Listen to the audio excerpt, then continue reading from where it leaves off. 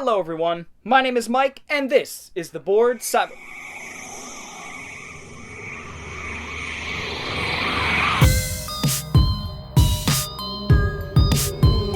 Welcome back to yet another episode. Today I get to talk about a movie that absolutely swept me away. It's a film from 2019 that premiered at some film festivals, but it was released a couple months ago on Amazon Prime. That film is The Vast of Night. The Vast of Night is a science fiction thriller, very micro-budget, small budget. This film is directed by Andrew Patterson. He also co-wrote the film, and it is his debut. And man, did he knock it out of the park. I want to talk about this film in depth, and so I guess I'll start at the top. There's this room, and in the center of the room is this old school television. And we start slowly dollying into this television. And on it, it starts playing a very Rod Serling-esque sort of narration. Tonight's episode, The Vast of Night. It's basically an amalgam of Outer Limits meets Twilight Zone, and it keeps dollying in slowly while it's setting the stage for the story until the camera crosses over into the world behind the glass, which is where our story Vast of Night exists and begins. This story starts in a small town. Well, basically, totally exists, takes place in this very small town down in New Mexico, and it's where we meet our first character, Everett, who is walking into a sort of a big ball game, a big basketball game that's taking place. Mind you, this film takes place in the late 50s, so sort of the twilight of the 50s, which was permeated with old school UFO films, and we were just captivated by aliens, extraterrestrials, etc. And it picks up with this character named Everett, who is our main character, one of two main characters. He's a fast-talking, charismatic radio host for the small town, and he's walking into this gymnasium and talking to a whole bunch of people at once, and it's all in one take. Hey, be careful, because if it electrocutes you, you'll stop growing hair on your body and never get another date. Oh, tune out, man. Go find Mrs. McBroom. I will, but I don't like that tone, Sam. Now, this film has many one-take shots. In fact, some of these shots are incredible one-takes that just keep going and going and going, and really weaves together this small-town narrative and makes you feel how small it really is. Like, it'll go from the gym to the radio host's house, back to one of our other main characters, and sort of all in one take to make it feel intimate, make it feel like it's a lived-in world, which it totally feels like.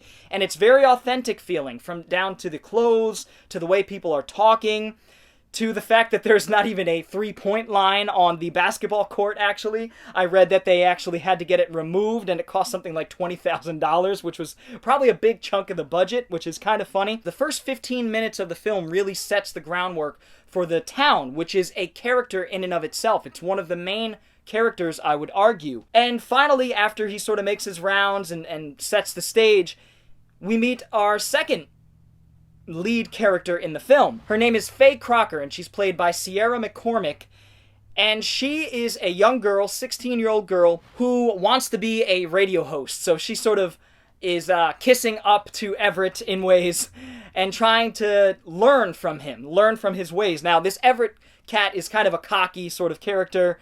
I don't know, he's the talk of the town. He's like the center of the town. He's the one that everybody listens to on a daily basis.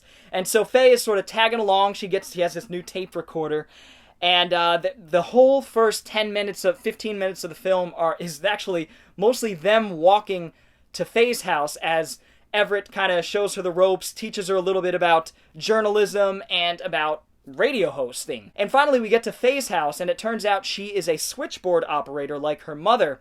While her mother goes away to work, Faye is sort of working on the switchboard. Now, I had to sort of lay the story there because the film is really dependent on our two main characters, which the entire story revolves around. Shortly thereafter, Faye picks up on a mysterious transmission that's coming through the switchboard.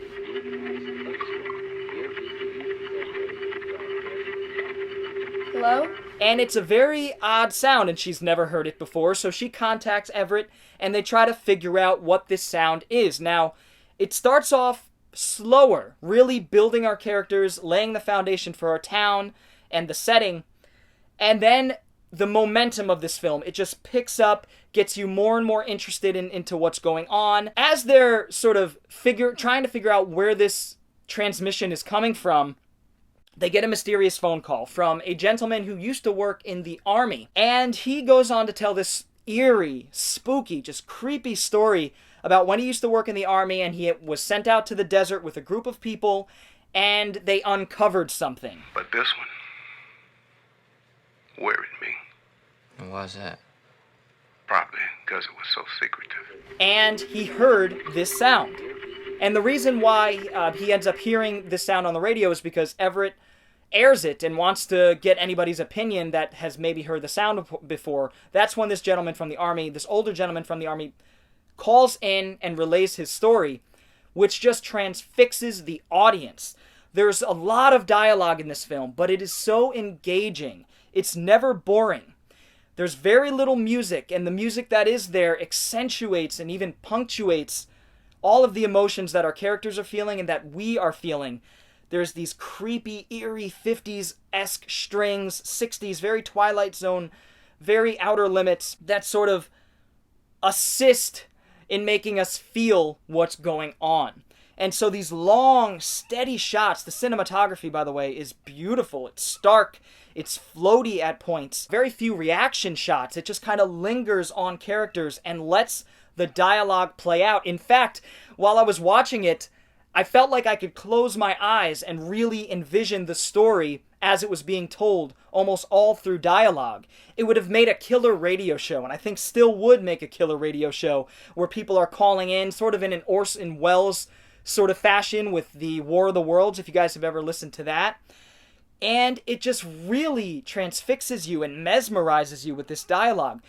This film isn't for everyone, I don't think, and a lot of people might think the dialogue gets boring, but for me, I was so interested in what was going on and where we were headed, and I started picking up on the little clues, and I guess some of the exposition, it is exposition, and it's really well done with this older army character. It's just the right amount of exposition, and it's done in such a cool way. I absolutely love the dialogue in this film, and the way it's shot, and the way it lingers on our characters and gives the scenes time to breathe. Now, the film takes place wholly at night, in fact, over one night. And everything about it is just so subtle. There's some foreshadowing that I really, really love, and that's as we're sort of floating through the streets with this eerie score in the background and very little sound effects happening. You see these discs in the sky that are the lights, the street lights that are sort of down the center of one of the main roads of the town, I'd say the downtown area, and they're just sort of floating there ethereally, and it has some foreshadowing as to what may be going on, may or may not be going on in this small town. And I love those little touches, the little touches of foreshadow, and how it sort of leads you into the main themes of this film. And the majority of the runtime follows Faye and Everett, again, trying to figure out what's going on and thinking up new ideas to try to see if they could figure out what's going on. They get some clues from the caller, the old army guy. They get some clues from him, which leads them to one place, and it's very investigative, and more people start experiencing this phenomena in the town.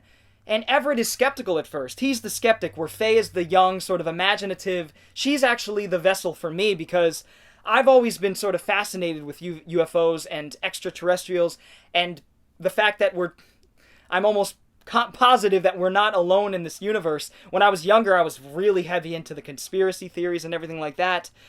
But I exercise these ideas on occasion, and I never get too wrapped up in them anymore. But I am pretty confident that there is something else besides us. This film really captures those feelings better than any other UFO movie that I've ever seen. I gotta be honest. Better than E.T., better than Close Encounters of the Third Kind, anything like that in terms of UFO or abduction films. This film captures that childhood imagination that almost goes hand in hand with the fact that we're probably not alone in this universe. And Faye's character really is the vessel for that.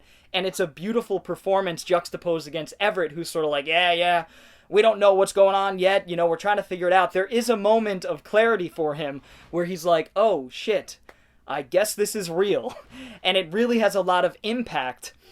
And I just love the dichotomy between the two characters and the way they work together and the way they figure things out. And they go from person to person and sort of they have an interview towards the latter end of this film with an old woman who's experienced a lot of weird things but has kept quiet for many, many years. An older woman who lost her son.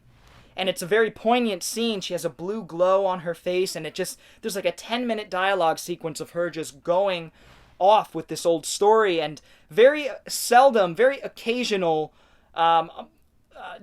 reaction shots from Everett and from the tape recorder that's sort of taping her. Now, there's a lot of cool old technology, like old tape recorders and old cameras and things like that. It feels like the late 50s. They did a great job with making it feel authentic. To wrap this review up, I want to talk about its influences. One of its main influences, no doubt about it, is Steven Spielberg. And I mentioned Close Encounters of the Third Kind and E.T., and I did that somewhat strategically because this filmmaker, Patterson, really sets out to capture the wonder, the allure, the mystery, the pathos that only few filmmakers could really inject into their films, Spielberg being the king of it. It doesn't feel exactly like Spielberg, but it definitely has all of those things, mainly the magic, the wonder of what is going on. And it actually has some Lovecraftian elements in terms of cosmic horror and just spookiness overall, and just like you hear a theremin in your head as some of the scenes are playing out, like woo.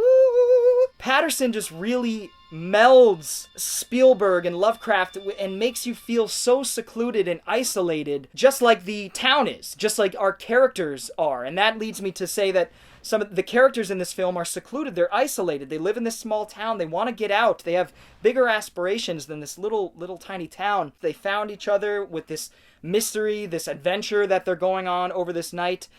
And Patterson just really nails all of these themes, and he does it with so much style. I also think that he drew inspiration from Quentin Tarantino, not in terms of the crude dialogue, but definitely in terms of the long dialogue takes and just how the story sort of unfolds and the background is filled in through dialogue. The characters are developed through dialogue and these long dialogue takes. So I think it's a weird blend of Tarantino and Spielberg, and it's just totally Andrew Patterson.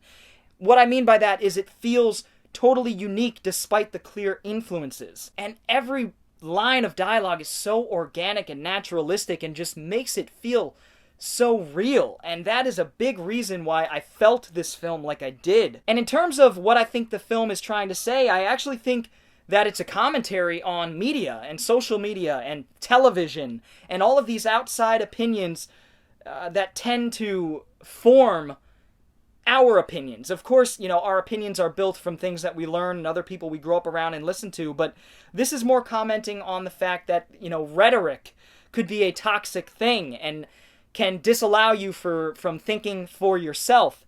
And I think that's the big allegory that Patterson is trying to lay out here. And it even alludes to to politics and how it forces people to hate one another and things like that. But it's also about us wanting to escape the manipulations from media and from social media and from news outlets and all these sorts of things, and wanting to break free from the rhetoric that sort of shackles us in mental prisons. And I guess I want to round this out by, again, reiterating that I've always had a passion for thinking about the fact that I don't think we're alone in this universe, just based on the science that I've learned. I've always felt this way, but now that I know about the universe and the vastness of our galaxy, let alone the universe, which is just infinitely expanding and growing, and there are hundreds of billions of galaxies. I mean, it's a numbers game, right?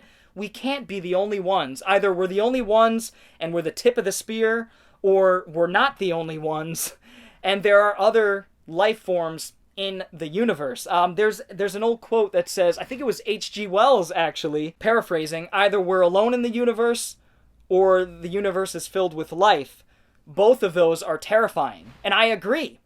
And so that kind of illustrates how I feel about this whole situation. I personally believe that there is more life out there. The Vast of Night just captures these childlike, childhood imagination feelings in me and really brings it all to the forefront. And I was totally moved by the end of this film. In fact, I shed a tear. I felt like a kid. I felt like a kid. This film, the music evoked that in me, and it instantly became one of my favorite films of all time. I gotta be honest, I gave it a 5 out of 5. Masterpiece. I don't think there's anything wrong with it. I think Patterson nails this film on its head, and I absolutely love this movie. I can't wait to watch it again. The sad thing is, it's not out on DVD or Blu-ray yet. I hope it gets a Blu-ray release or a 4K release. I would love to own this and have a physical representation of the love that I have for this film. Anyway, that is The Vast of Night. I cannot recommend this film enough. It is one of the best alien UFO films I have ever seen in my entire life. This film is not for everyone, but I think the ones that like this sort of thing, love the 50s, love old school sci-fi and Outer Limits and Twilight Zone, will absolutely fall in love with this one. I hope you do, at least. That is The Vast of Night. I just want to thank you all for checking out this video, this review of the film The Vast of Night by Andrew Patterson, which came out last year but premiered on Amazon Prime this year. I'm sure you guys could feel my passion for this movie and how it's just one of those movies, man, that just snared my imagination. And I couldn't help but gush about this film. I don't do many singular reviews. I like to keep things more interesting, but this film blew me away, guys, and I'm sure you could tell. I hope it affects you all the same way. I'd love to know what you think about this movie, so please feel free to leave it down in the comments below. I'd love to get a little discussion rolling about the meanings behind this film, and how it made you all feel, and if you loved it, if you hated it, that's what this is all about. Let's get a discussion rolling. If you enjoyed this video, feel free to hit the thumbs up, and if you're new to the channel and want to see more videos like it, go ahead and hit the subscribe button, as well as the little bell for notifications. Anyway, guys, I will see you all next time. Bored Cyborg is out.